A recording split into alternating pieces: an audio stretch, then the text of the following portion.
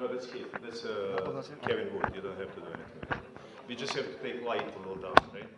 Okay. So please take the seats. We're starting in a few minutes.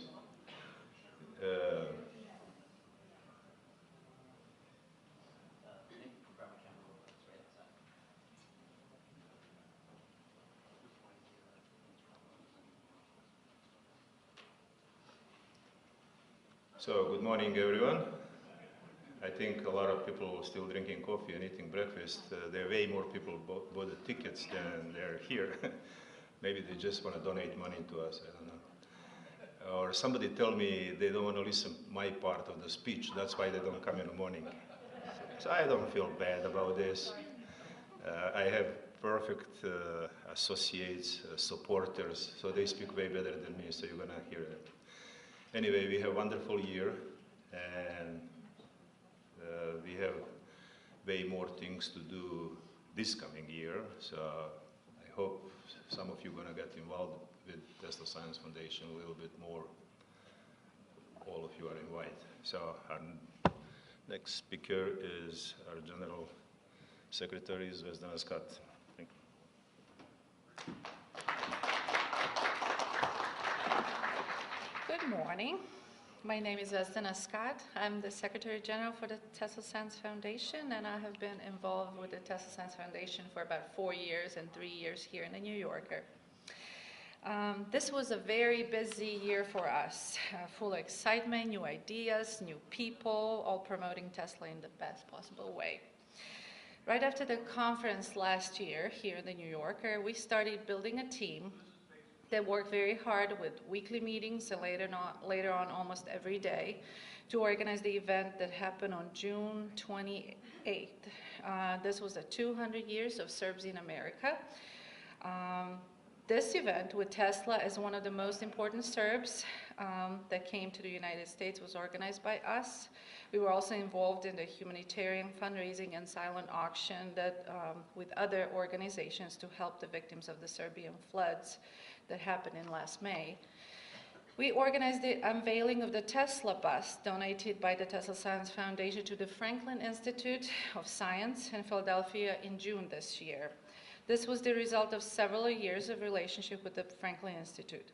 Our organization takes part in the science fair that happens every year in March that they organize, and we are there as a special guests. We had a reception at the ceremony of Tesla bus unveiling with the representatives of the Institute, of the City of Philadelphia, Serbian Consulate, and the Prime Minister of Republika Srpska, amongst many other guests who were present. One bust was donated to the town of Rahway, New Jersey. Nikola Tesla was the resident and had his Tesla Electric Light and Manufacturing Company in 1887 in this town. Many people there remember Tesla, and we were welcomed by the town's mayor and town's representatives for the ceremony.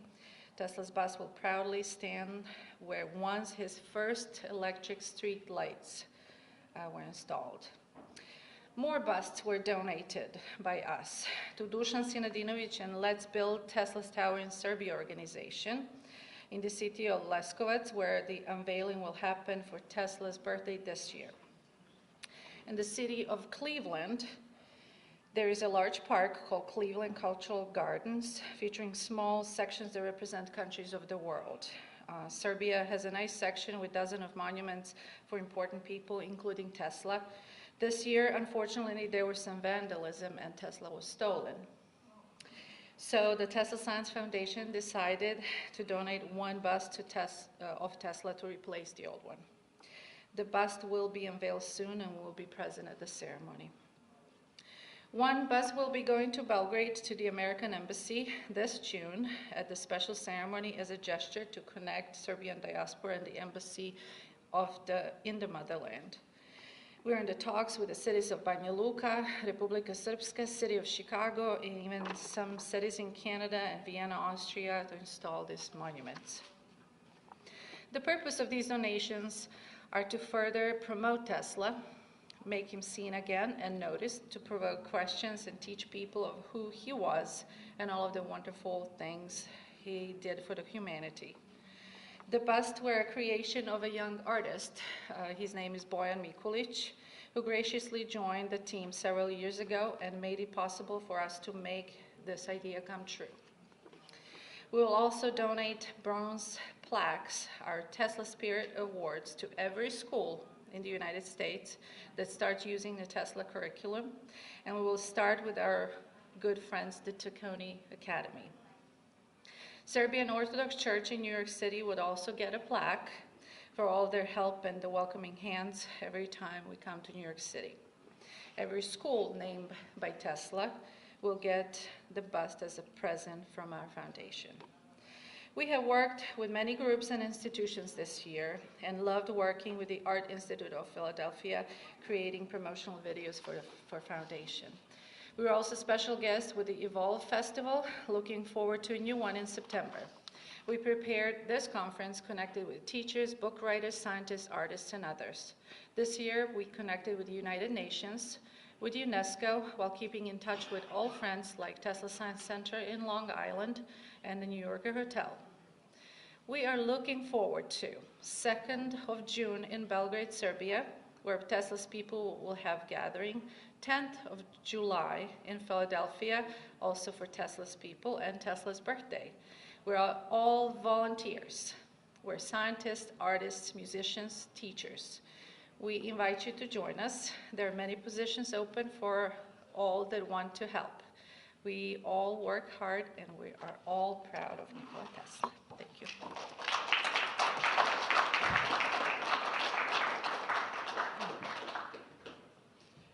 My name is Miloš Rastović. I'm the member of Tesla Science Foundation, and I work for the Serb National Federation in Pittsburgh as a cultural outreach coordinator. I will very briefly explain what we did together last year. We had a very remarkable event the end of June last year in Philadelphia at Independence Historic Park. That was celebration Tesla's people, 200 years of Serbs. And that was a very important event for us because we celebrated our presence in the United States. And we started very important project last year. That was the project documentary. One of that project is documentary, Tesla's People by Željko Mirković. And that project is still continue this year. The next project is a book, 200 Years of Serbs, that we try to collect the most distinguished American Serbians in the United States and Canada. That project is still continued this year. And also last year we awarded the most distinguished American Serbians. And all these projects we will continue this year in Philadelphia in July. And in this occasion, I'm pleased to welcome everybody to Philadelphia in July. And we will also celebrate Tesla's birthday in Philadelphia. Last year, Tesla Science Foundation worked with the Serb National Federation together on that event. And Serb National Federation is the oldest Serb non-profit Serbian, American Serbian Fraternal Benefit Society in the United States and Canada, providing secure life insurance products and retirement plans since 1901. American Serbian, that's the official organ of the Serb National Federation, is the oldest American Serbian, actually Serbian newspaper in North America since 1906. And about our activities, you can see here we have our table in front of the hall, and you are welcome to see everything about our activities. That's for now. Thank you.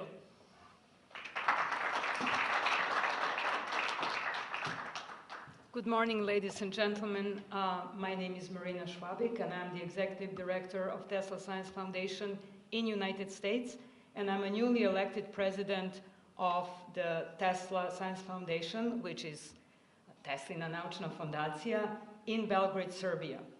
While we had a lot of activities that our General Secretary informed you a few minutes ago, I will talk about our activities in Serbia. Last year was a year when we kind of established the organization. We have put together a board, and we also established a very vital relationship with the Office of Diaspora, which is a part of Ministry of Foreign Affairs. Now we have actually the space where we can gather each month and that we can have our meetings. It's a beautiful office in beautiful space in the center of Belgrade. We have great relationships with Museum Nikola Tesla in Belgrade, which I believe is the center of all Tesla in the world, and we continue to work with them on other projects that we will talk about at this conference. We have established initial relations with the Ministry of Science and Technology, and we also work closely with the Office of Mayor of Belgrade. The topic of our relationship with the Mayor of Belgrade is the question what to do with the remains of Tesla, which are now in Belgrade, placed in the Nikola Tesla Museum. We're not going to be delivering any solutions, but we want to be part of the discussion. We want to be the opinion leaders in Serbia and around the world. So lots of things are going on and planned for next year. I would just mention briefly that we are working on the Mobile Tesla Curriculum, which is the joint program that we are doing here with the Tesla Science Foundation in America, and you will know more about it during the conference. And we are also, as Zvezdana informed you, plan to have the major event on June 2nd, where we're going to inaugurate Tesla bust at the residence of the American ambassador, His Excellency Michael Kirby.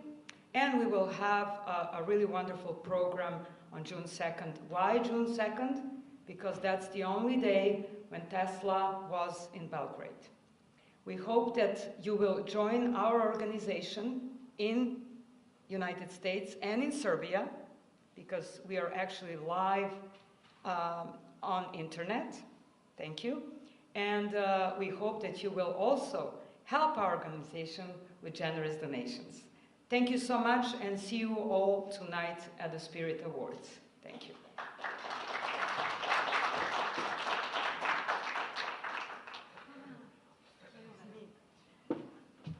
And now it's my great honor and pleasure to introduce the Consul General of Republic of Serbia, Mirjana Živković, who is not only a special guest of honor, she's also our partner. Mirjana, please.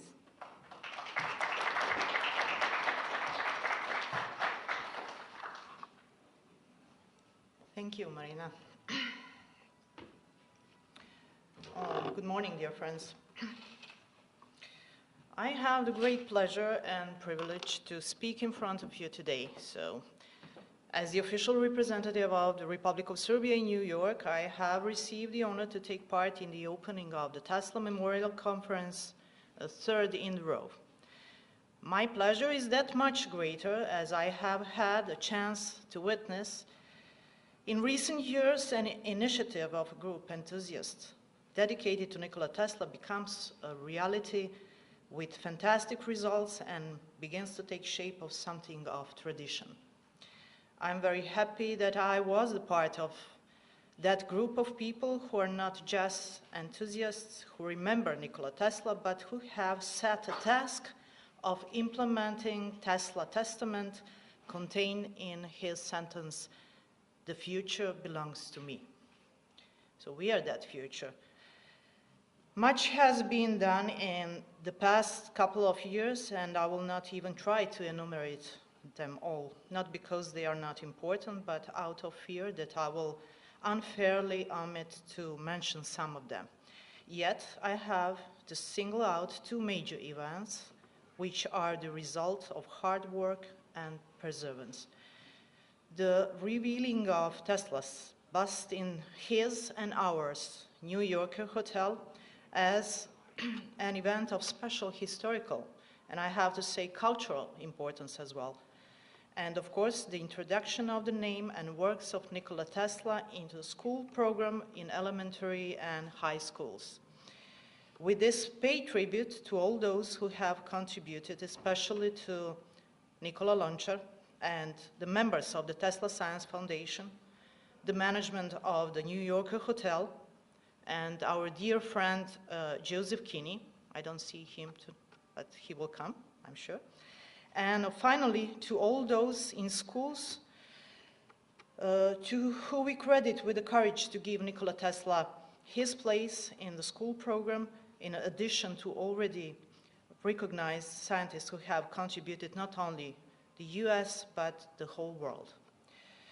In the hope that this conference will continue to traditionally bring together the old and the new fans of Tesla in the years to come, I warmly welcome you with a message that the Republic of Serbia will continue to provide the support for the preservation of the life and work of the great Serbian-American scientist Nikola Tesla. Thank you.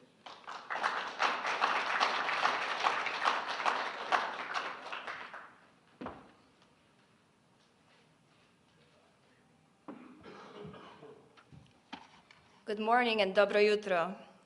Welcome to the 3rd annual Tesla Memorial Conference, and thank you all for joining us on such a cold and frigid early morning. My name is Sherry Kumar of the Tesla Science Foundation, and I will be introducing you to our esteemed guest this afternoon. We have an exciting program prepared for you today with speakers ranging from the world of Hollywood and sci-fi, academia, technology, and digital art. Since our conference is packed with the who's who of the Tesla researchers and enthusiasts, I'm not going to waste your time this morning, and I promise to keep the presentations fast-paced and exciting. So without further ado, I'm going to introduce you to our first guest, who joins us from the glamorous world of Hollywood and science fiction. He has produced special effects for such big-name productions as Roger Rabbit, The Mummy, Titanic, and The Men in Black. We call him the global thought leader in the field of Tesla. He's here to talk about his latest project, Tesla Detectives. Please welcome Tim Eaton.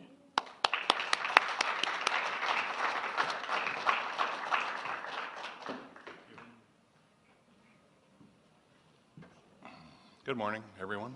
How are you doing? Thanks for coming. Sam's going to be flicking through these slides here, so watch the screen, because really that's the meat of the project, Tesla Detectives.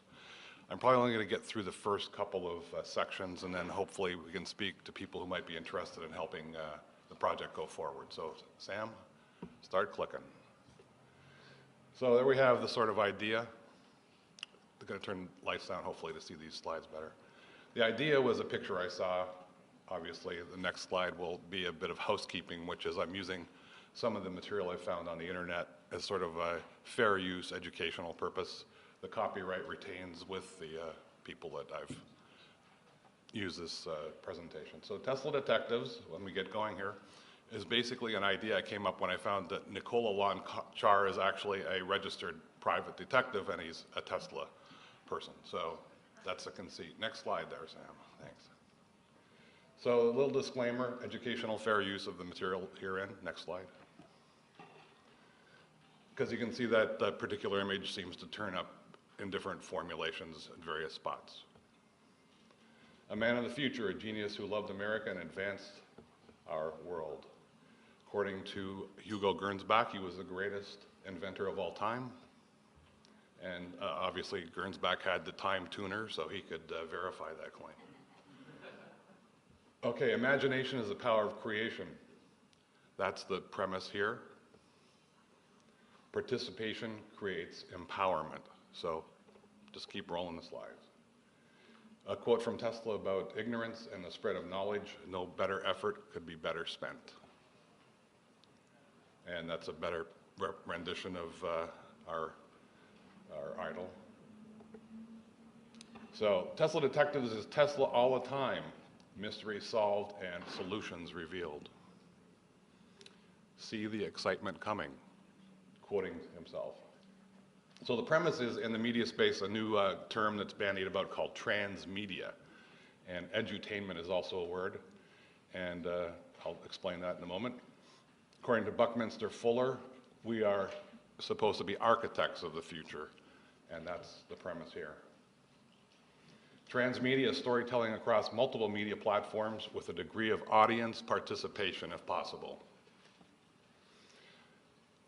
So here we have an example on the internet, Facebook, Tesla's ambassadors, 20,000 members,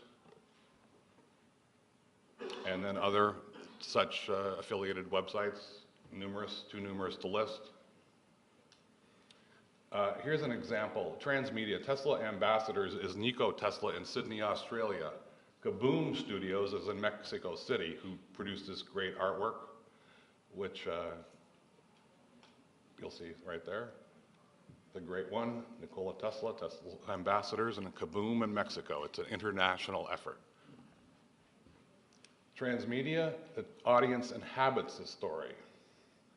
This is a new video up on Tesla's Ambassadors called Nikola Tesla, The Future Mission, done by Freddie Fernandez in Sydney, Australia. Also, you can see the reference to a lot of Sam, next one, there we go. On the right side, you can see a lot of Nikola Tesla initiatives on the internet.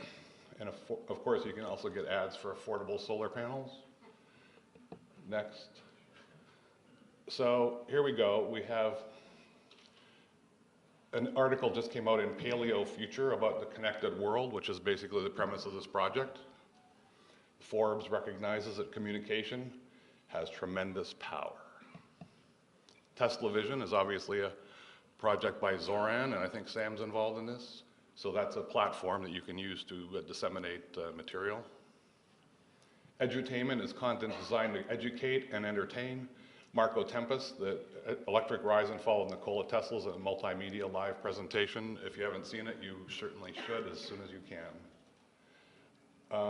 Participatory opportunity touch points. Tesla Tigers in Colorado Springs, an educational opportunity school that speaks to the curriculum theme of this conference.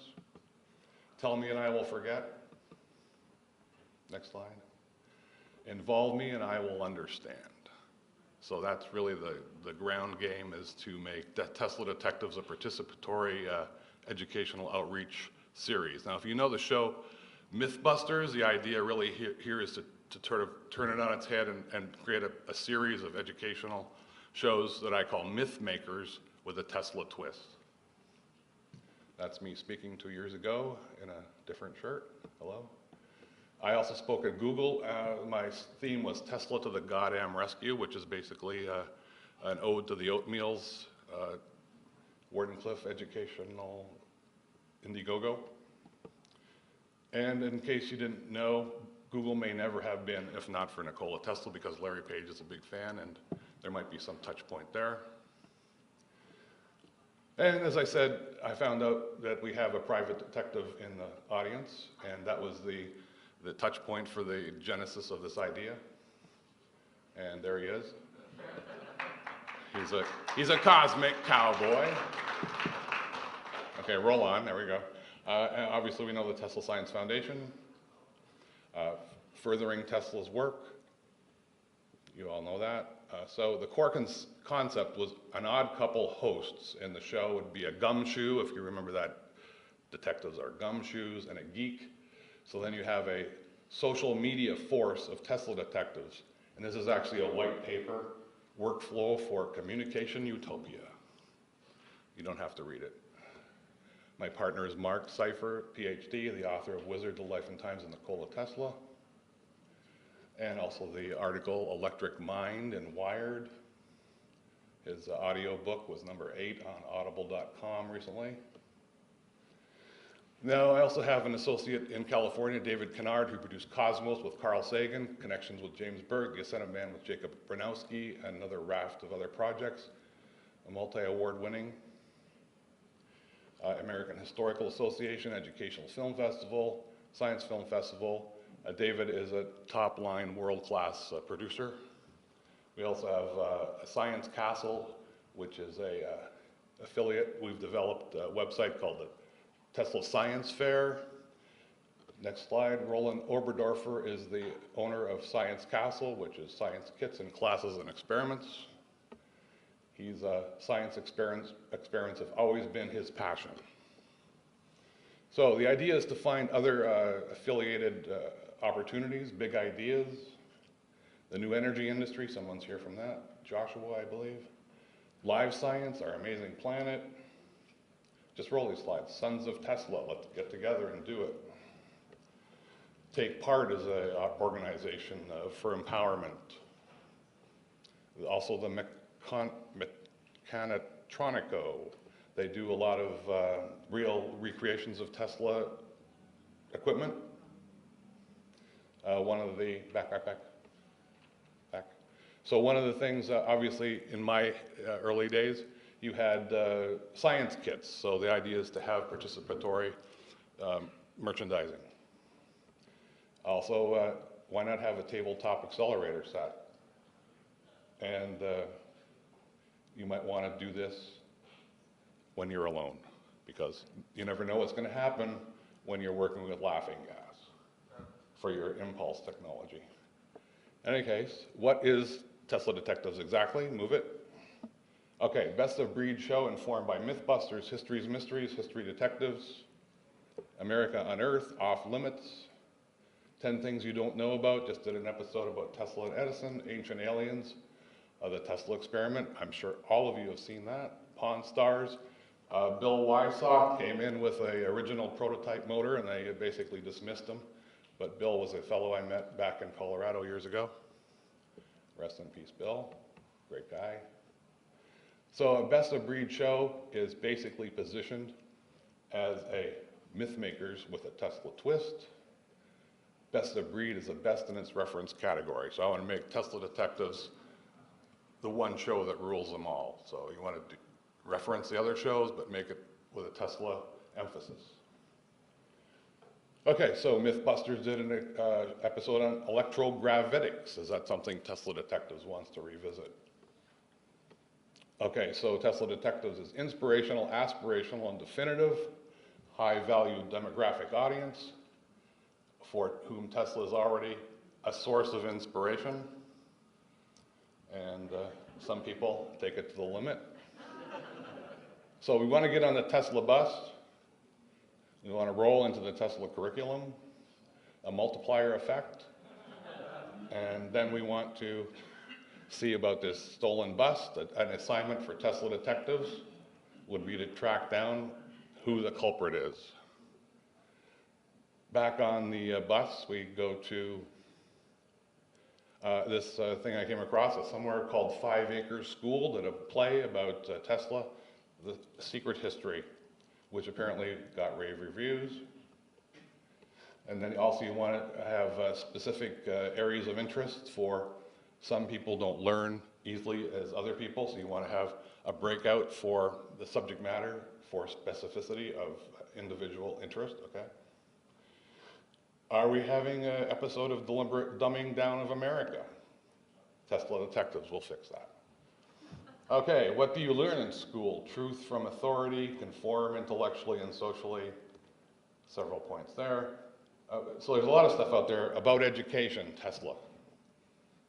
Live science, 5 Visions, Tesla. Stuff they don't want you to know.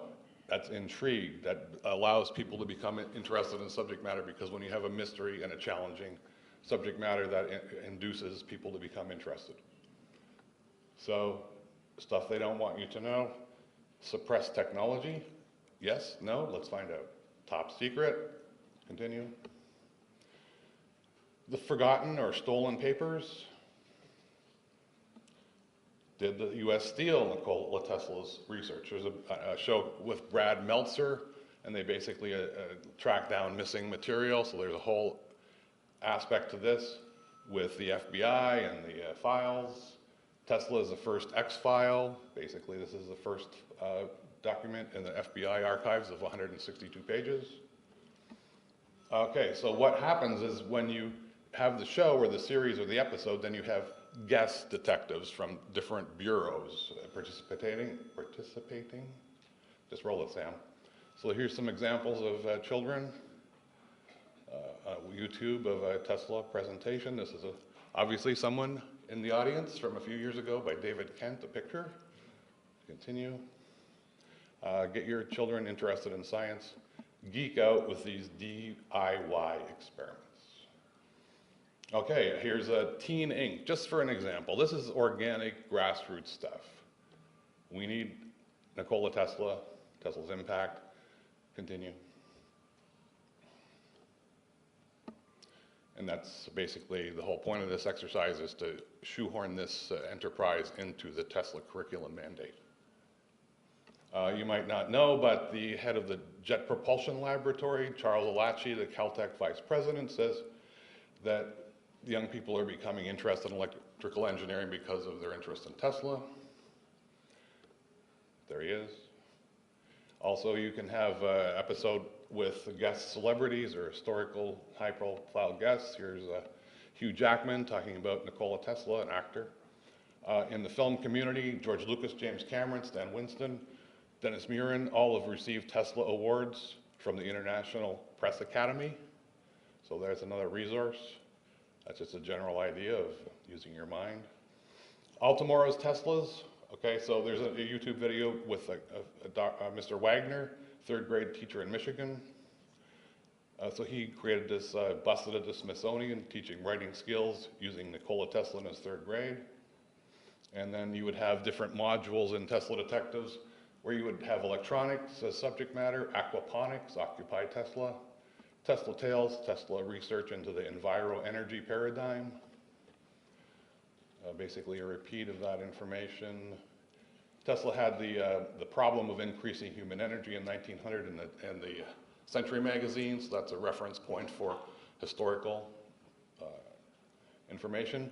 As some of you may know, Larry Page of Google wanted to make the world a better place, and he was a bit inspired by Tesla, who you read about years ago. So part of the proposition is having a module called the Tesla Factor, search for young inventors of tomorrow who can contribute to what I call entertainment, which is training through entertainment, which is sort of like edutainment again. Larry Page speaking. Next slide. We still use Tesla designs. Basically, you can see Larry talking about the effect of Tesla when he read his autobiography at the age of 12 and cried at the end. So the other aspect of this show is something called a book called Mad Like Tesla, Underdog Inventors and Their Relentless Pursuit of Clean Energy by a Toronto author. Here's a Toronto researcher who just developed spray-on solar panels. I think we want more of those. Google Science Fair was a Vancouver girl who won a flashlight powered by the heat of your hand. Let's start building some micro wind turbines for teaching. Obviously, they call people crazy until they're found out to be correct. So that's the nexus of the Edison-Tesla war of the currents. Continue. So right now we have the whole movement of the self-driving cars, which was proposed by Tesla back in 1898 rather. Next slide. They called it chimerical at the time. And in recent New York Times, CES, 2 days ago, Mercedes-Benz self-driving car. So I think someone was a little ahead of their time. Where are all these new energy devices? The new energy industry. Apparently our patent system is so broken, almost no patent discoveries ever get used. Tesla Motors released their patents and Toyota has followed suit with their hydrogen. So, you know, there's a lot of information out there. Let's sort of put a Tesla twist on all this developments. Okay, so Tesla now, there's a Tesla Tech Online, a Tesla Universe, Tesla Coil Web Ring. I don't know how many people are aware of these other resources.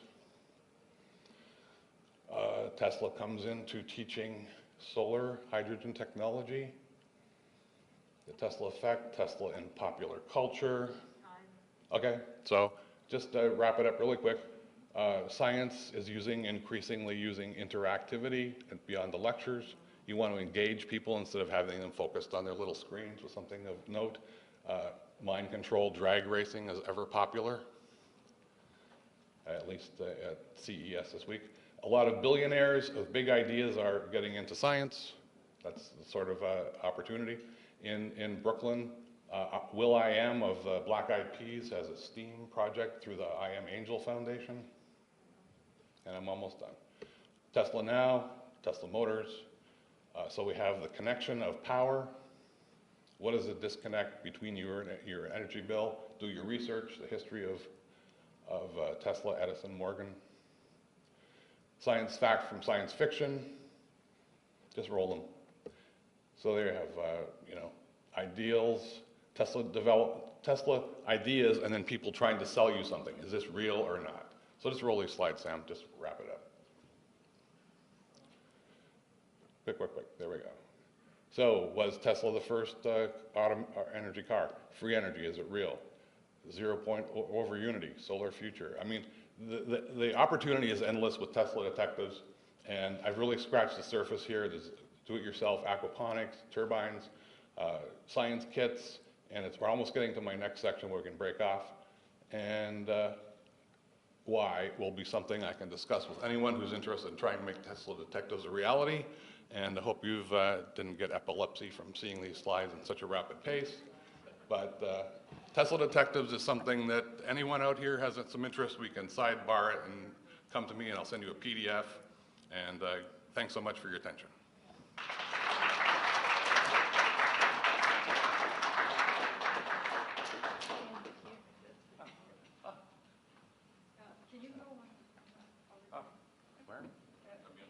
Ah, sorry. Under the sign.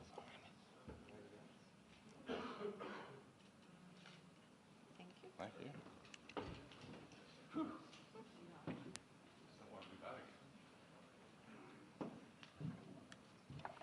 Thank you, Mr. Eaton. Our next guest came in just from Beijing to speak to you today. Dr. Michael Powers is the head of the Tesla Science Foundation of China. He's the Zurich Group Professor of Risk Management at the Tsinghua University School of Economics and Management. Here to present Tesla's research ethos, implications for Chinese higher education, please welcome Dr. Michael Powers.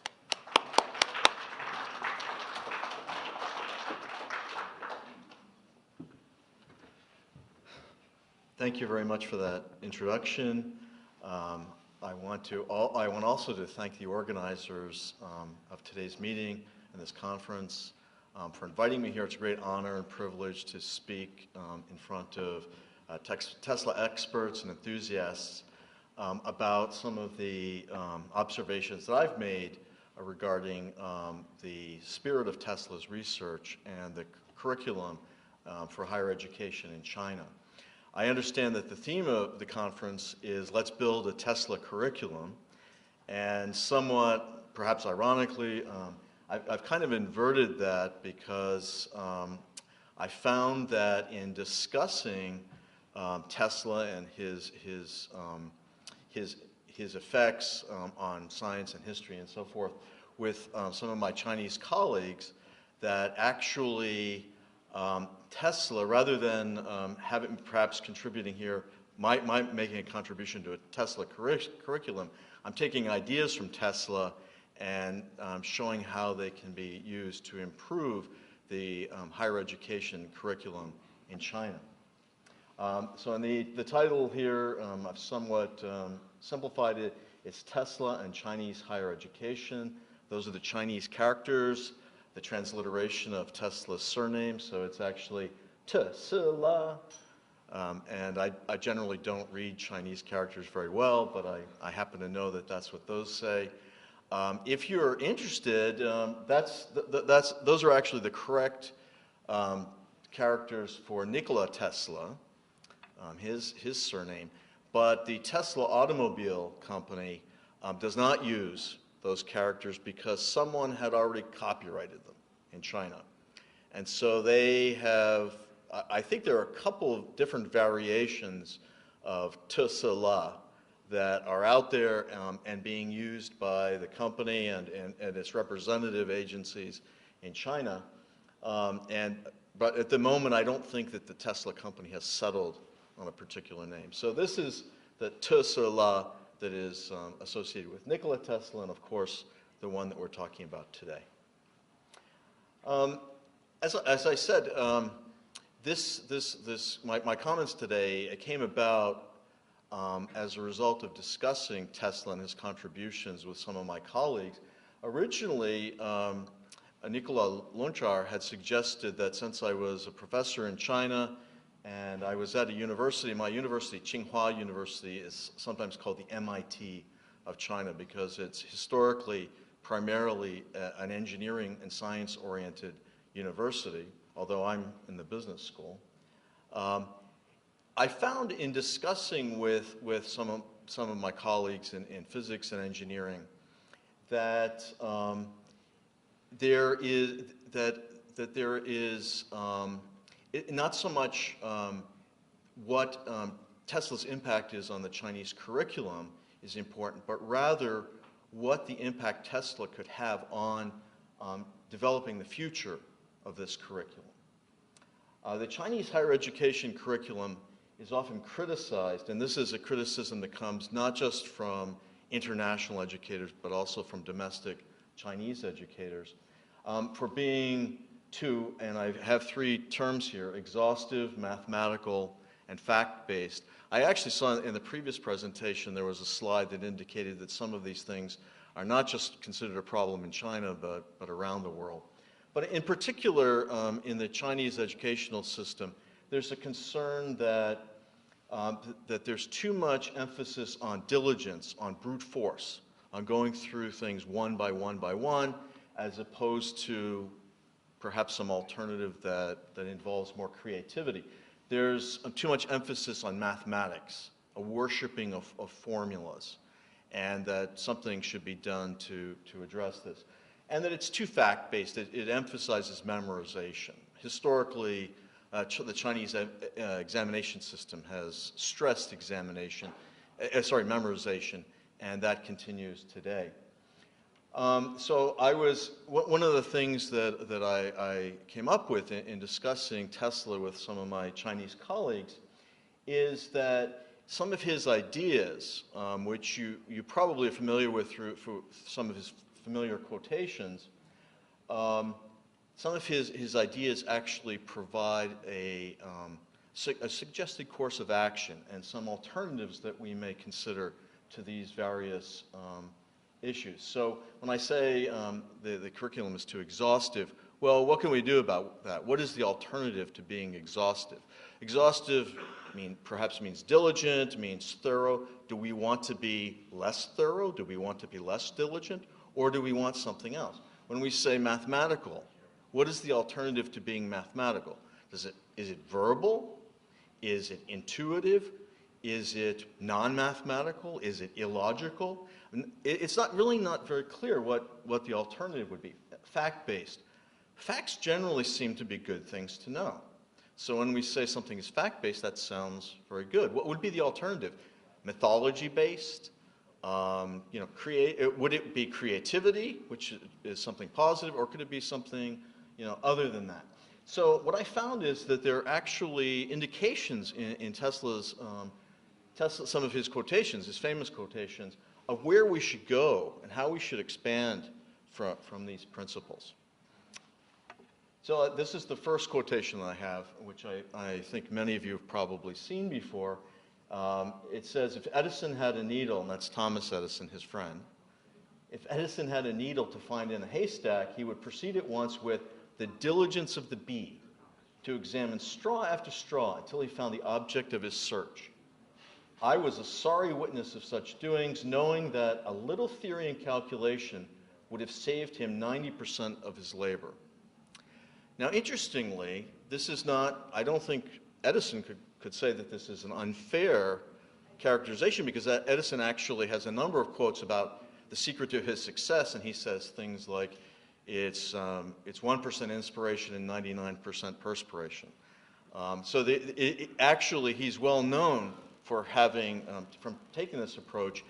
And what's interesting is that in China, that quote from Edison is seen as very inspirational. And it's very consistent with the Chinese approach to things, that this exhaustive approach of going through everything. And that's a good thing. actually. That, I mean, it was the secret to Edison's success and the success of many others. It can be a good thing. But I think the point that Tesla's making here is that it's not very efficient. And that if you use a little bit of what we might say creativity, or the term I would use, innovation, or we try to be innovative, we use a little theory and calculation, a little bit of mathematics, a little bit of organization and planning, we can do much better, and we can do things faster and more efficiently. So the direction we want to go through from being exhaustive is to try to be more innovative. Now, innovative does not mean lazy, okay? Exhaustive means we go through everything very thoroughly, we use brute force, okay, that takes a lot of hard work and so forth. Well, the opposite of that is not that we're going to be lazy and try to skip things or avoid work. Rather, it means we're going to be clever about the way we do our work. We're going to work smarter, not harder. And I think that captures the idea very well. There's another very nice quote from Tesla. I'm credited with being one of the hardest workers, and perhaps I am, if thought is the equivalent of labor. For I've devoted to it almost all of my waking hours. He's thinking all the time. But if work is interpreted to be a definite performance in a specified time according to a rigid rule, in other words, perhaps in today's terminology, if performance is graded by presence rather than outcomes, then he says, I may be the worst of idlers. So what he's saying is that innovation, the creativity, is a very important component, not just that you are sitting in one place and doing a job over and over again by brute force, but that you're thinking about it ahead of time so that you can perform more creatively and efficiently. Okay, now to turn to the second item, the second concern in the Chinese curriculum, that it's too mathematical. By the way, these criticisms, as I said earlier, they can be directed at curricula outside of China. Sometimes people in the United States and Europe and elsewhere will say that a field of study has become too mathematical or too quantitative, that we worship numbers or we worship formulas and so forth. But I think it's particularly true in China. It's something that the domestic educators are trying to deal with. Well, here's Tesla's quote. He says, today's scientists have substituted mathematics for experiments, and they wander off through equation after equation and eventually build a structure which has no relation to reality. There are many, I could tell you in my field, and my field is finance, and I teach in a business school, there is quite a bit of this. And in the social sciences in general, there is a broad worship of equations and quantitative methods and regressions and numbers and so forth. So what is mathematics is good. So what is the alternative he's suggesting? Well, he talks about experiments, and I think what he's saying is that we need to be practical. So we don't want to get tied up in very elegant theories for the sake of theory. The theories can be very beautiful. Equations, in a sense, can be almost works of art. But we don't want to be doing that just for the sake of the beauty of the equations. We want to try to be practical. Okay. But practical does not mean enumerate. Now, I use the term enumerate.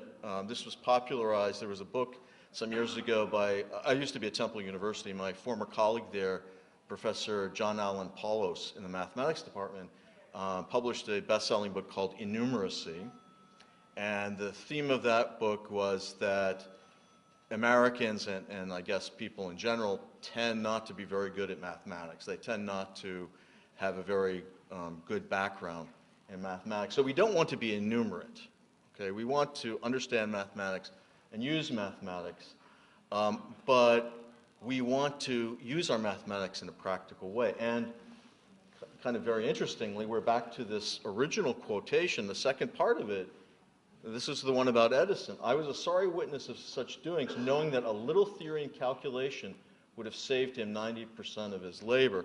So one of the quotes is saying that Edison should have used some mathematics. It would have sped things up. It would have been more efficient. But then another one of his quotes is saying that there are some people out there that are spending too much time worshiping mathematics and not using using the science to its appropriate application. Okay. So to put things all together into a final little chart, on the horizontal axis, I have exhaustive, which is where the starting point, the point of concern. The direction we want to go in is to the right. We want to go toward innovation. We want to be innovative. On the vertical axis, we have mathematical. We want to move from mathematical toward the practical, keeping in mind that being exhaustive, being mathematical, those are not bad things. It's just that we may have too much of them, too much emphasis on that. And that's where the facts come in. When we talk about something that's fact-based, it's too much in that lower left corner. And as we move toward innovation and practical application, we move towards solutions, which is, from my reading of other things about Tesla, one of his strongest themes, that he believed he was in the world to make it a better place, to attempt to find solutions for problems that would help people. And I think that that's what the focus of education in China and the United States and everywhere should be. It should be focused on solutions without neglecting the formulas and the diligence that play an important role in developing those solutions. I want to again thank everyone, and if anyone would like to discuss these ideas with me later, I'd be very pleased to do so. Thank you.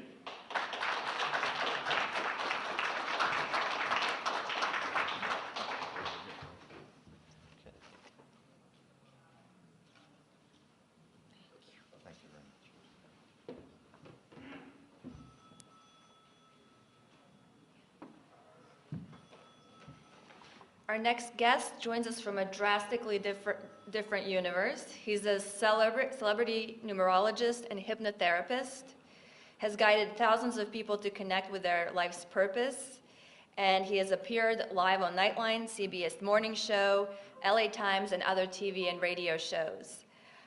Here to talk about Nikola Tesla's soul's numerological map and beyond, please welcome Julian Michaels.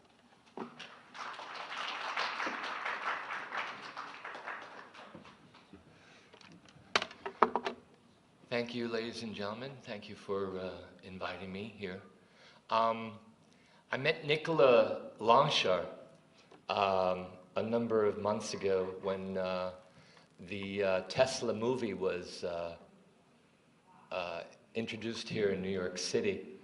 And I met him because I was curious about Nikola Tesla, because I wanted to know if he had a middle name. Now you might ask, okay, what does that matter? Well, as a numerologist, and numerology is a science, the father of mathematics is a man called Pythagoras, a great mystic, philosopher. He had his own mystery schools in Crotone, Italy, and he said, everything in the universe is number, and that number has a meaning. It has significance, it has consciousness, it has frequency. So, in being introduced to Nikola Longshar, he told me that his middle name was Militon, and I believe this gentleman here is going to slowly put up the map of Nikola Tesla. There's Nikola Tesla, and he's probably going to be looking at his map in moments. So, what if your name at birth is a blueprint, and your birthday is a special code, a PIN number? We have PIN numbers to bank accounts, to computers. We have a PIN number to our soul's account, month, day, and year. And these three energies create the fourth energy, which is your main energy. All right? Now, momentarily, this Nikola Tesla's soul's numerological map will be coming up. So, Nikola and the name Nikola Milton Tesla, which is his name at birth, being a blueprint of his heart's and soul's desire, his personality that he shows on to other people, as well as his destiny and motivation. we look at the letters of Nikola Tesla, and the first letter is your foundation letter. And the N is the 14th letter of the alphabet. 1 and 4 is 5. Everything in numerology is soul mathematics. Aha! Here we are. So, Nikola, Milutin, Tesla. N, in numerology, being the 5th vibration, is known as the letter of the scribe. So this is a person who's been a secretary to the ancients. This is a man who, in previous lives, and Pythagoras, father of numerology, in his schools, he taught about reincarnation. People like Aristotle and Socrates were students of his. Later on, Einstein also embraced his philosophies. The N, known as the letter of the scribe, is a person who's been a secretary to the ancients, and he's been Buddhist, Catholic, Jew, Zoroastrian, all these different religions, and in this life, he's his own religion. He's his own person, which Nikola Tesla was. The I is an interesting vibration because it's known as the candle in the window of the soul. So this is a person who attracts all kinds of people as a beacon of light. Interesting that Nikola Tesla was a beacon of light. He himself was his own person, his own frequency. And the I attracts all kinds of people, lesser developed, higher developed, and they're here to bring them to their home, which is their hearts. And one of the things that Nikola Tesla was all about was being of service to humanity, creating a planetary world where people are more aware of not only themselves, but also these inventions that he created. So you have the name, and the name comes out in its vowels to a 43-7. And the 43-7 is the soul's and heart's desire. The 7 is that of the mystic. It's that of the person who goes into the mysteries of the universe. So his soul was asking him to go into these mysteries and be the teacher of these mysteries, to be that pioneer, that explorer, to pronounce what he has discovered in his secret laboratories. The 3 in his personality is that Nikola Tesla, and the persona, meaning the mask he shows on to other people, he was very also exuberant. He was also very extroverted in his introverted way because he loved to celebrate. He had his birthday parties next door. He was a man who always was speaking to media. So he was a man who also had no problems in discussing as well as communicating himself as well as his far out ideas. The 1 is an interesting energy because this is his destiny, his motivation, and the 1 is all about the person who's here to stand on their own feet. They're the pioneer, the explorer, they're the Christopher Columbus of life. The 1 is also here to learn how to be fearless. And Nikola Tesla was fearless because he did whatever he wanted to do. Also, the 1 is the inventor. So he was already embracing that because not only was he an inventor, he was a man who was able to connect with source energy. He was dancing in the cosmos with the gods.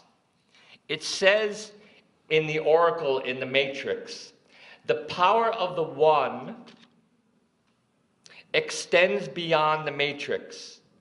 It reaches from here all the way back to where it came from. So Nikola Tesla was able to bend time. He was in a world where he was able to go into no space, no time.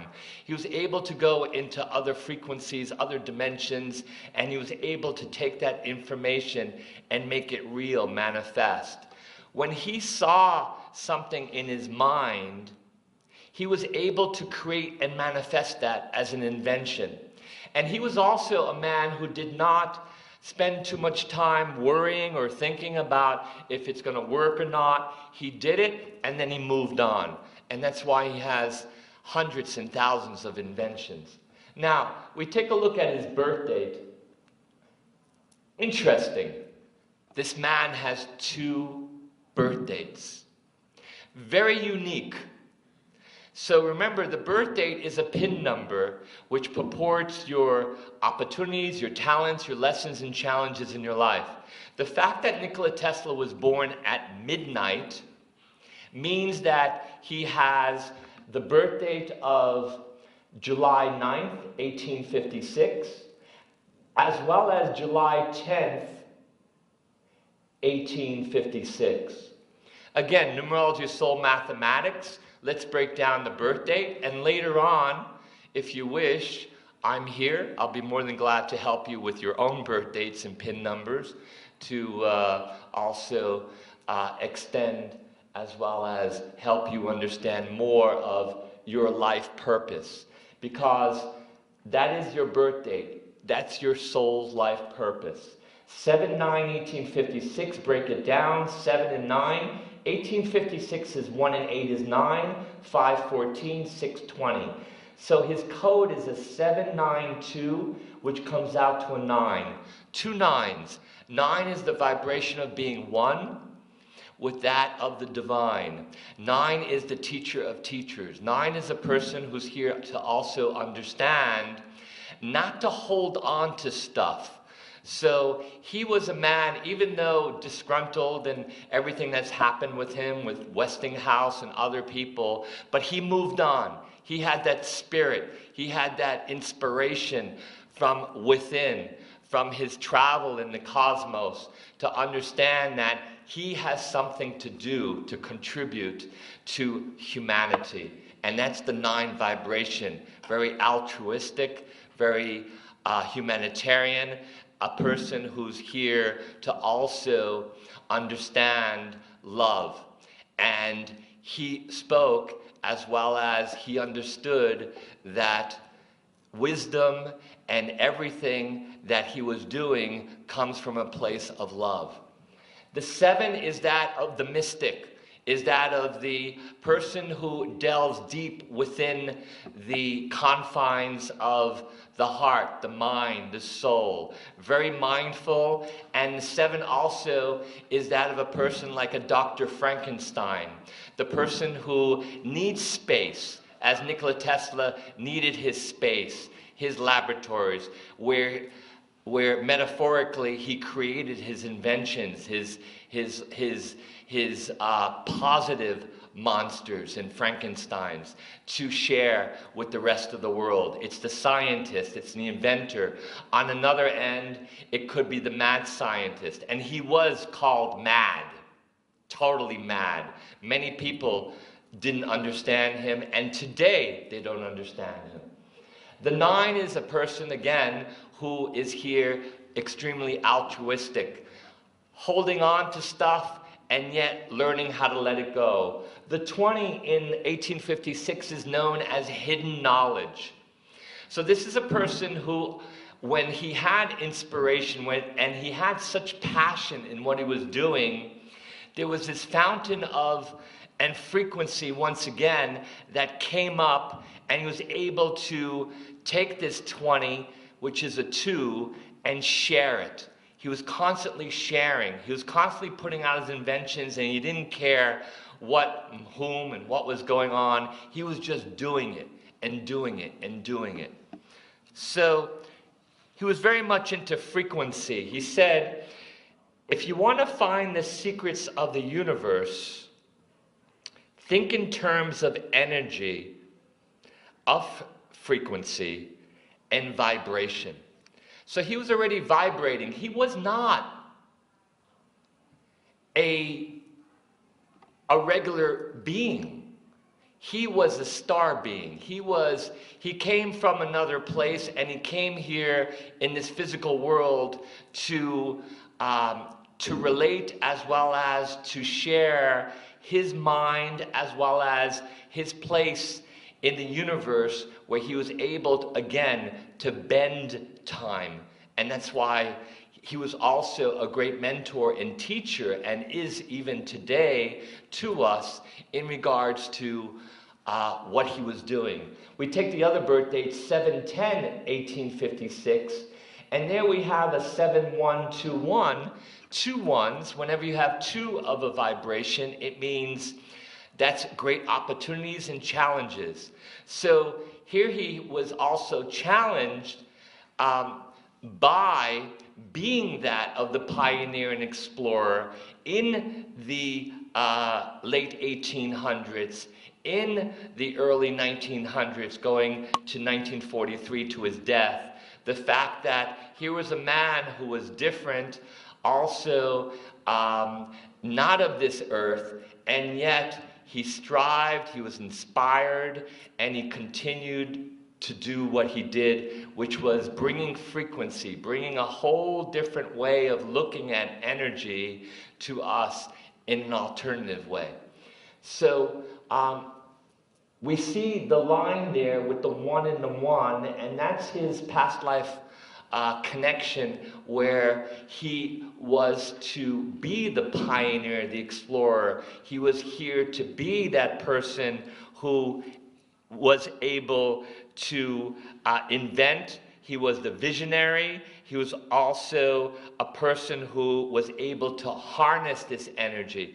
As we're walking in subways and all over the place, and it talks about wireless, and it talks about all these things. Here was a man who was doing this so many years ago. So I'm wrapping this up right now. And one of my clients the other day is from Slovakia and works for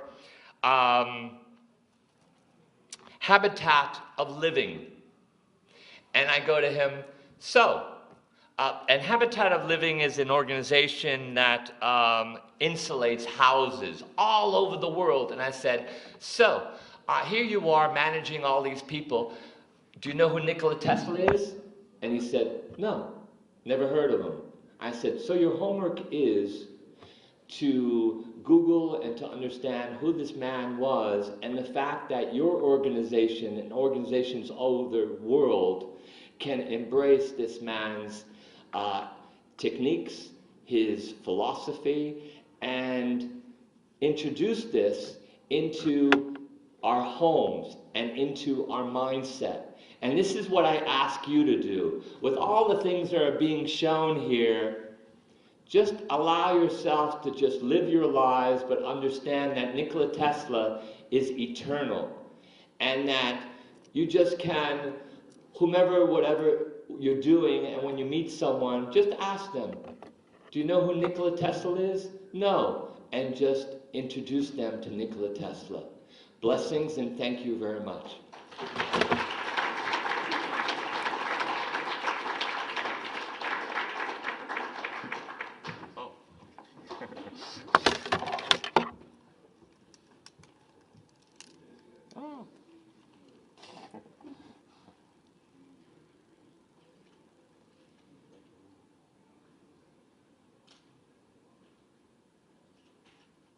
Can you get a picture of the chart with me? Is it possible? Sam, take a picture. Sam, can you get a picture with the chart?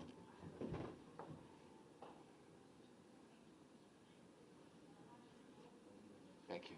Thank you.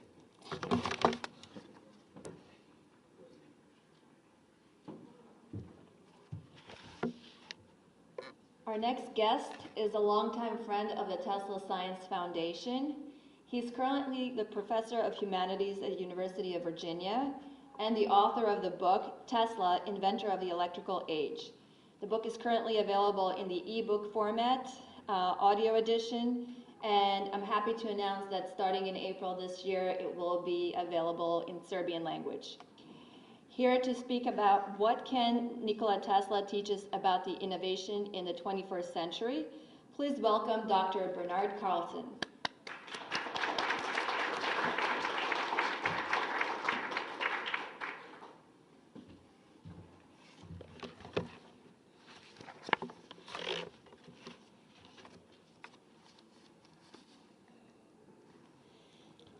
Thank you, Sherry, and it is a great pleasure to be back here with you. I had the chance to speak to the conference last year here in New York, and I'm very excited today to have the opportunity to discuss with all of you how we can include Tesla in the education of our students from kindergarten to the university. This is a topic that I spend a lot of time thinking about in my day job. As Sherry mentioned, I'm a professor at the University of Virginia, and there I teach history and entrepreneurship to engineering students. And one aspect of my career that grows out of being a historian but working in an engineering school environment is I've spent a lot of time thinking about ways to make the history of technology, my area of expertise, interesting and accessible to a wide audience, and I've done so through a variety of books and video projects. Same time, as you know, I'm a Tesla fan. I'm a true Tesla geek. I spent a number of years writing a book about Tesla, and in fact, Samuel, if you'll give me the next slide, you can see that the book was published in 2013 by Princeton University Press. I gave Sherry the opportunity to tell you that it will be out in April, just in time for the Tesla Congress in Beograd in Serbian, but a number of other editions have appeared as well. Now, what I want to do with you in the few minutes that I have is talk about two broad strategies by which we can introduce Tesla into the curriculum. And this doesn't supersede any of the very specific and exciting ideas we'll hear about this afternoon, or the suggestions made by Tim Eaton about Tesla detectives, but these are the general things that over the years in working on a variety of curriculum projects I've learned. So one strategy is you can add modules about Tesla into separate existing classes. In other words, you have to work within the existing framework of K through 12 curriculum. And I certainly learned that when I did a big project on technology and world history, and we spent a lot of time trying to understand exactly which civilizations were covered at which grades in the existing standard curriculum. And here I am, of course, talking about the American curriculum. So one is you can do it in separate existing classes. A second strategy you can take is you can use Tesla as a way to integrate fields and help students develop a broader perspective about creativity and innovation. And I want to talk about each of these strategies, but I will spend more time emphasizing the second strategy because I think that's really where the exciting opportunities are. I'm very much, as I said, interested and excited to learn about the different ideas that teachers are already using in the classroom, techniques using plays, music camps, hands-on experiments. But let me sketch in broadly what, in writing my book, I learned about where Tesla could be dropped into specific classes. In terms of history and social studies, Tesla offers the chance to talk with students, particularly, I think, about the themes of immigration and diversity. Tesla is, as several people have already pointed out, one of the great examples of the immigration process and how that shaped American society. And Tesla was indeed extremely proud of his Serbian heritage, and I think it was part of that heritage that he had, the family background, the religious education that he had, all of the things that he experienced growing up in the Balkans, particularly to a Serbian family, that allowed him to come to America to struggle yet ultimately triumph. Students are always fascinated when I'm lecturing about Tesla to learn about how he arrived in New York City in 1884, but that he found himself within a few years reduced to digging ditches for a few months in 1886. And nevertheless, he found the strength, the wherewithal to write patent applications by night. And it was those patent applications that caught the attention of his future patrons, Charles Peck and Alfred Brown, and really were the making of him. So that experience, that real struggle that he had in those early years defined who he was and where he was going. So one thing is to do is to emphasize that. At the same time, Tesla is an important figure that represents, as I said a moment ago, diversity. That what has made the American economy such a success in the late 19th century, the period that I study, is the fact that it was a society that allowed a variety of ideas to come forward, and ideas that could come forward from any number of different people, that the system was not entirely regulated or controlled by a small group of people, but that indeed immigrants like Tesla could make important and valuable contributions.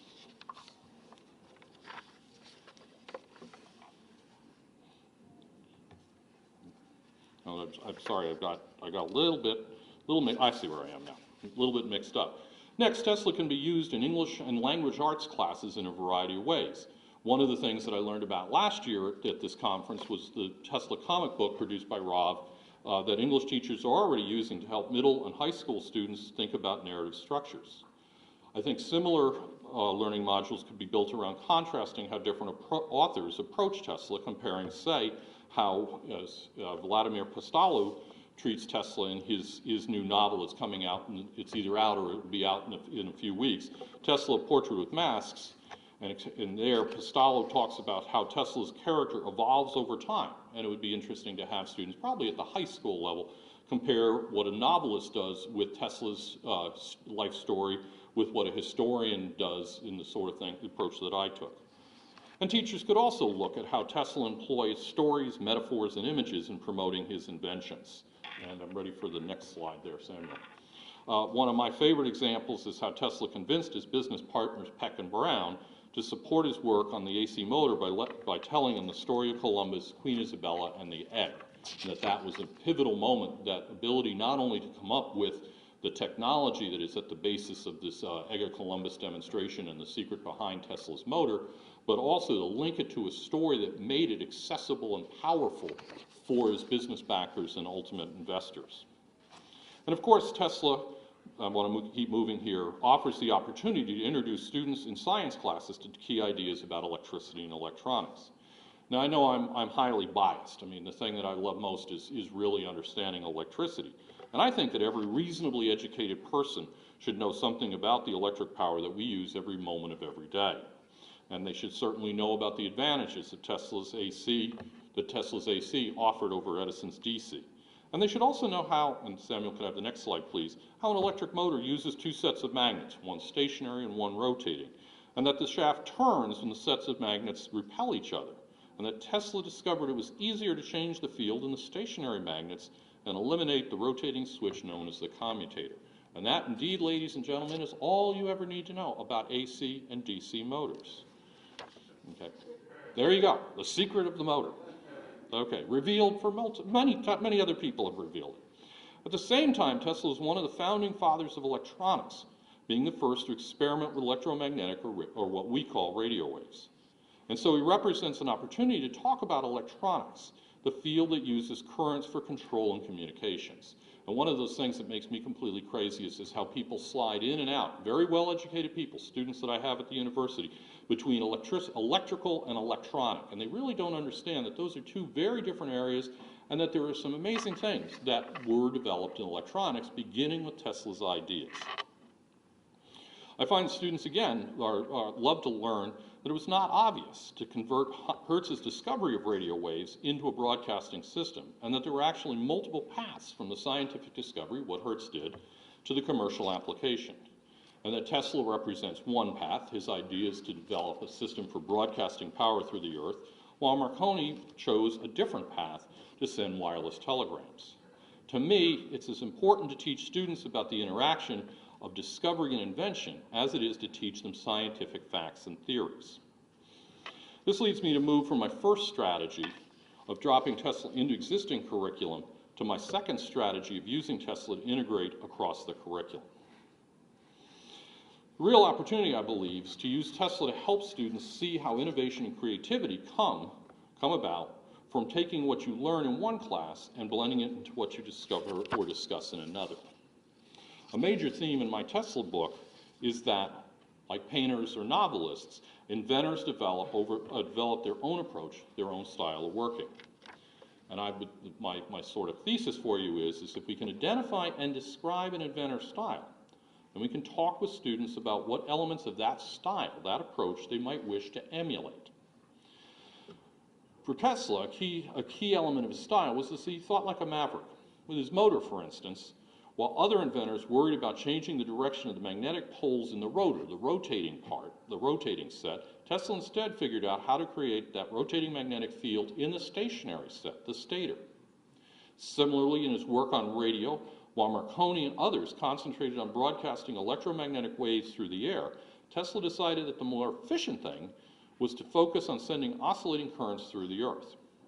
In other words, Tesla's style as a maverick comes down to this. If everyone knocks at the front door, Tesla then says the way forward is to go around the house and see if there's a back door. Now, to find that back door, one needs to cultivate an expansive imagination. One needs to be willing to go on extended flights of fancy, to conjure up not just shadows, but entire machines and whole societies. In one of his most revealing newspaper interviews, coming from 1896, Tesla talked about how he was not only imagined a new sort of cable TV system, but how he also pictured in his mind an entire city built up around his inventions. Now, not all of us may be able to access our imagination at this level and create images with the visual clarity that Tesla did. To be sure, Tesla had an unusual childhood in which he had to develop his imagination in order to control the nightmares that he experienced all through his very early childhood. But we nonetheless need to cultivate, or at least tolerate, broad explorations of the imagination. If we don't take chances in our imagination, then how can we even begin to develop the maverick ideas that Tesla had? Yet, and this is an important point, and it kind of parallels what Professor Powell was saying, imagination is only half of Tesla's style as an inventor. In another interview from the summer of 1896, Tesla spoke about the creative process.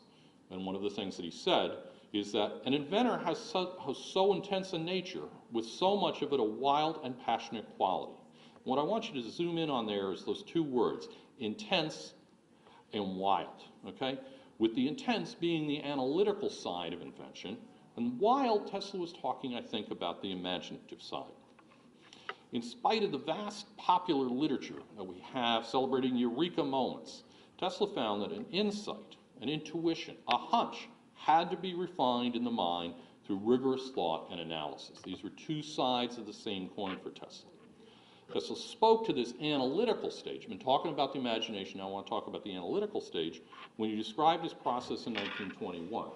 Samuel, I'm ready for the next slide, please. Okay, here I'm going to read through this quote quickly, but you can see it up on the screen. Here in brief is my own method. This is Tesla speaking. After experiencing a desire to invent a particular thing, I may go on for months or years with the idea in the back of my head. Whenever I feel like it, I roam around in my imagination and think about the problem without any deliberate concentration. This is a period of incubation. Then follows the period of direct effort. I choose carefully the possible solutions to the problem I am considering and gradually center my mind on a narrowed field of investigation. Next, when I deliberately think of the problem and its specific features, I may begin to feel that I'm going to get the solution. And the wonderful thing is that if I do feel this way, then I know I have really solved the problem and shall get what I am after. One small but visible clue of Tesla's intense analysis is that at his South Fifth Avenue laboratory there was, and I quote again, a small blackboard which hangs on the wall and bears evidence of hard use. The black is worn from this board in several spots, and the rest of it is covered with figures and Kabbalistic signs. Tesla wasn't drawing fantasies on that board, but rather using what mathematics he knew to hone and sharpen an idea as it took shape in his mind. For Tesla, then, an invention did not appear suddenly full-blown, but was rather the result of two cognitive activities. On one hand, roaming around the imagination, and on the other hand, carefully examining the possible solutions. Now, I've spent as much time talking about Tesla's style as a combination of imagination and analysis because I believe it is essential for students to understand the role that both imagination and analysis play in invention. All too often when we talk with K through 12 students about invention and creativity, I'm afraid that we overemphasize imagination and play without giving at least a nod to analysis. We assume that invention comes about, and I'm quoting the founder of the Lemelson Center at the Smithsonian, that invention is all about, quote, unleashing the creative processes of the imagination. Unleashing is the word I want you to think about just for a moment. What are we saying when we say just unleash the creative processes? I think even the most modest inventions, things that kids can come up with, the choice of materials and the level of precision needs to be taken into account. Kids don't have to undertake a full-blown market analysis. I mean, then Professor Powell and I wouldn't have anything to do when they get to the university. That's what we teach them. But maybe those young kids should be encouraged to investigate why someone might want to buy their invention, that's part of the creative process. Have the imaginative moment, but also then do at least some sort of economic or commercial analysis. Moreover, at the university level, when we teach innovation and design today, and this is now I'm really poking, criticizing my own institution, my own way of, the where I work, and university levels, we tend to dichotomize imagination and analysis. We assume that students in art and architecture are the ones that work primarily with the imagination, and that the engineers, the students that I train, rely on rigorous analytical techniques drawn from science and mathematics. Seldom do we admit that for the development of breakthrough technologies, both imagination and analysis are needed in the right measure. So, Samuel, I'm coming to the second to last slide. For me, then, the big opportunity for a Tesla curriculum is that we should use this example to help students understand both why and how it is important to create bridges between different classes. Yes, it'll be good to talk about Tesla in a history class, as well as in a science lab, but the real power comes when students integrate what they learn in all of these classes. That they look at Tesla, appreciate how he developed his own creative style over time, and that they too need to develop their own approach, their own style for thinking and working. One needs to dream boldly, but at the same time critically assess one's dreams in terms of scientific theory as well as available materials and techniques.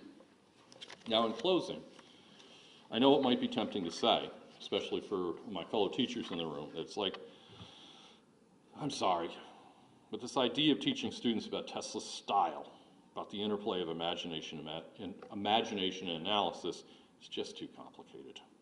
My students will never get it. As a professor myself, I've had often had similar bleak thoughts.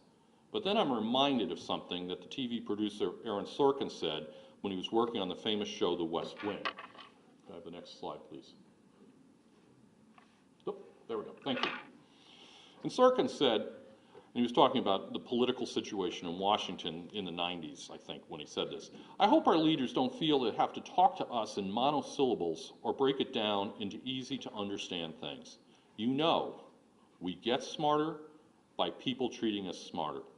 You want to be lifted up and told to lead. Our students get smarter when we offer them more challenging ways of framing the world and making sense of it. Tesla asks us to help our students not only dream, but to have the tenacity, the intellectual discipline that they'll need to use technology to solve the challenges of the 21st century. Thanks for your time.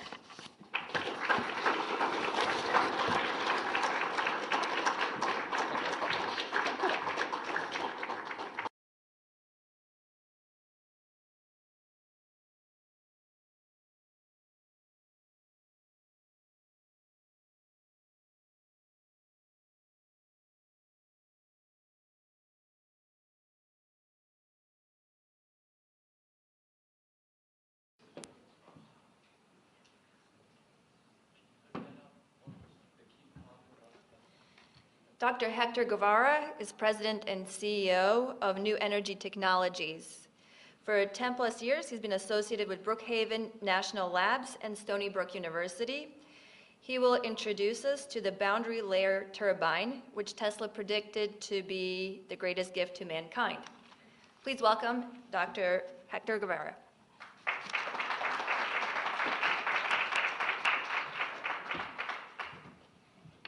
Good morning. It is a great pleasure to be here once again after a year so that I could share with all of you and all of our fellow friends and associates in many other parts of the world. I say many other parts of the world because I've been very busy, basically growing dynamically New Energy Technologies, which is now in Africa, in the Middle East, in South America, and various other locations. We're actually now going into China. So this presentation, which will be quite brief, will be seen by many because of the fact that something happened to me about 40 years ago when I first became aware of Nikola Tesla.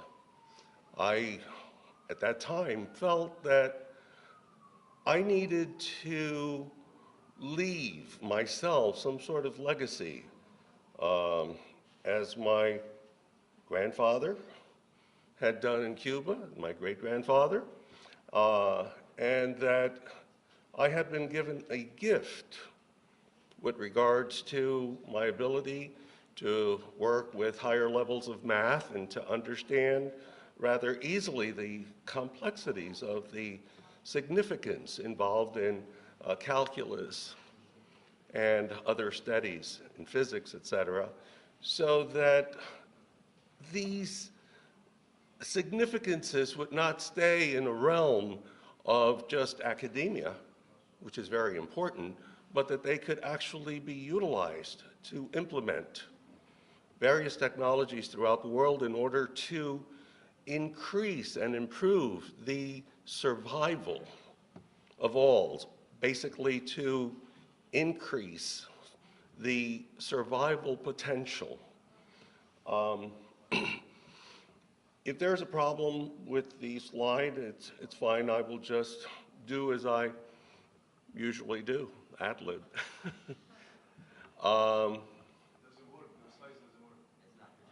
If you could put new energy tech, as I gave you on the card, on the address bar, but again, it doesn't matter. Anyone here or anyone that you'd care to basically refer to new energy technologies, I will be glad to share and send to you papers on what I am about to introduce, which I did introduce last year, but I'm going to be sharing with you the breakthroughs, and specifically a major breakthrough with regards to one of Nikola Tesla's inventions, which he said would be his greatest gift to mankind. And that was what he also referred to as a powerhouse in a hat. Nikola Tesla in 1911 tested right here in what today is a Con Edison plant over on the west side on the bank of the river, a turbine which was made up of various discs, contiguous, about 3 feet in diameter or so, which he took up to about 25,000 plus RPMs, revolutions per minute. The material sciences of the time would not allow for the centrifugal forces that were created at that kind of speed for those disks to remain in that structure without going through degradation. We have completely overcome, because of material sciences, our abilities utilizing different types of materials today. And I'm very happy and proud to share with you that 18 months ago, my company, myself, we were awarded a grant by NASA, SATOP, which is the Space Alliance Technology Outreach Program, to do something called finite element analysis, in which we actually tested in what's called a 3D model, three-dimensional model, doing basically the boundary layer turbine, taking it up to approximately 200,000 revolutions per minute. Now, for those of you in the know, Professor, and others, if we take 4-inch diameter disc, and we have about 200 of them contiguously placed next to each other, and we're revolving them at approximately 200,000 revolutions per minute. The output efficiency on something like that is that a 30-pound, approximately a 30-pound black box, and I'm sorry you're not able to see this, we actually had our boundary layer turbine here last year, one of the units. We would be, with that 30-pound box, we would be able to produce approximately 15 megawatts, 15 million watts of power, of electricity, which is mind-boggling. And we are, in fact, doing that. I was planning, actually, and I apologize, Nicola, wherever you are, because I was planning on actually having a unit here producing something called cavitation in the water, which is the catalyst for the generation of the extremely high temperatures. As most of you know, water, the elixir that we have, is basically composed of two elements, hydrogen and oxygen. And through this process of cavitation, we're able to do a separation so that the hydrogen, when it becomes separated and moving at a very, very high speed and hitting certain walls that we have created in my proprietary design, we're able to create those tremendous forces and temperatures. If you know a little bit about mechanics, with such high temperatures, you have to release, especially in water, because it's like putting water inside a kettle and boiling it, right? So if you use a pressure cooker, you know that there's a little valve up there going shh, releasing all that pressure. Well, we're doing the same thing, but instead of just releasing it to the ambient air, what we found was a way of being able to funnel that heat, that high temperature gas over the boundary layer turbine. Again, Nikola Tesla's design, so that the generation of the power, because of the rotation of the disk, create a tremendous amount of power. I'm simplifying this because there are certain elements with regards to the viscosity of the water, blah, blah, blah, blah, so that we would have adhesion and all of that, but there's no need to become more complicated here. I just basically wanted to be here and share with you and thank you because I like to say to some of my students, and I've said for many years when I lecture, whether it's at universities here or in Latin America, where I usually make it a stipulation that if we're doing some project that I like to speak to the student body to show what what can be done, what has been done, and where we're going with what we're currently doing, to try to motivate them in thinking out of the box. The boundary layer turbine that we have created along with this cavitation, which again is the catalyst for the extremely high temperatures that create the rotation, is something that we will have here in New York, hopefully within the next 6 months.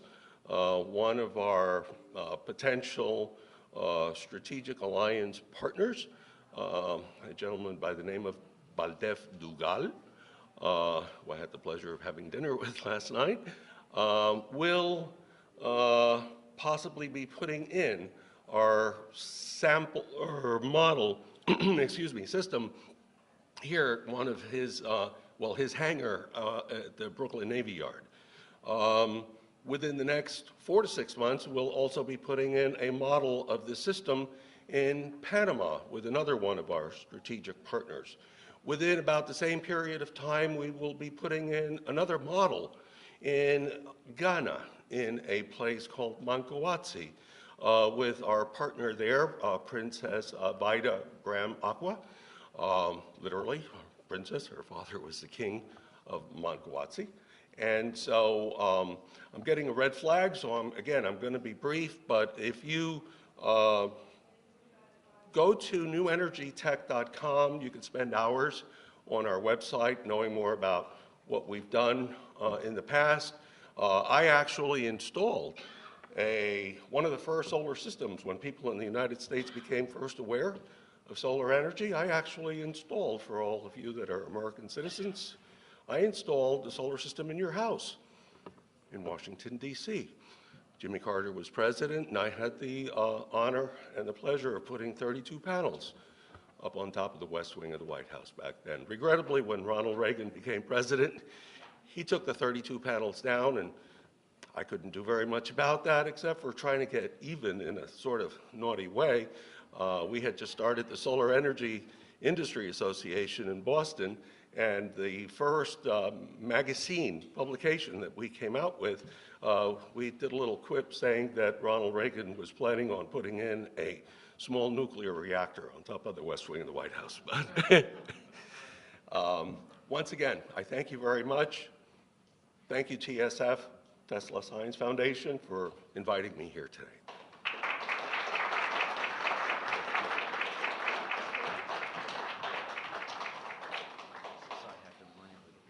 No problem.